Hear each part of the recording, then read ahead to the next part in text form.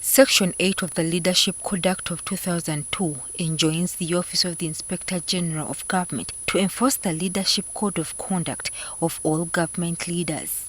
This applies to all leaders who fall within the category of the President to Local Council 3 officials who are mandated to declare their assets, income and liabilities. It is done on 3 occasions, which include 3 months after assuming the position of leadership, every 2 years in the month of March, as well as 6 months after ceasing to be a leader.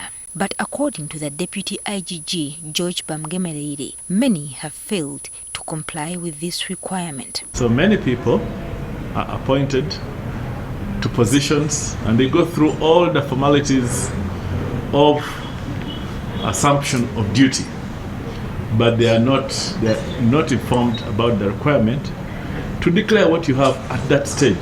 The delayed creation of the Leadership Code Tribunal to oversee the actions of these leaders has further emboldened them.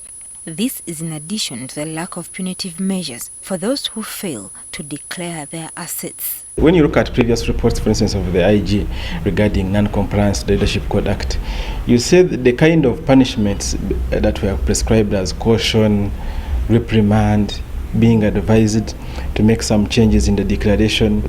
I mean, there was no incentive or anything to force a person to declare. With the creation of the Leadership Code Tribunal, Bamugemereire is confident that his office will finally be able to hold these leaders to account. It is the Leadership Code Tribunal that imposes the necessary sanctions for non-compliance with the provisions of the law.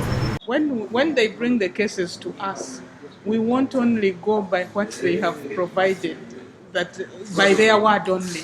They will have to adduce evidence that the leader actually breached the code of conduct. However, the IGG's office acknowledges that there were some encumbrances to the fiscal declaration of assets that was also hindering these leaders from fulfilling their obligation. For these to be resolved, the office came up with a self-registration model to help them declare via the online declaration system. The system has indeed turned out to be an invaluable tool in the enforcement of the leadership code.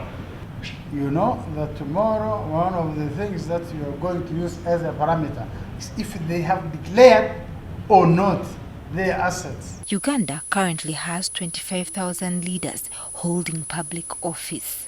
Joyce Nakato, NTV Weekend Edition.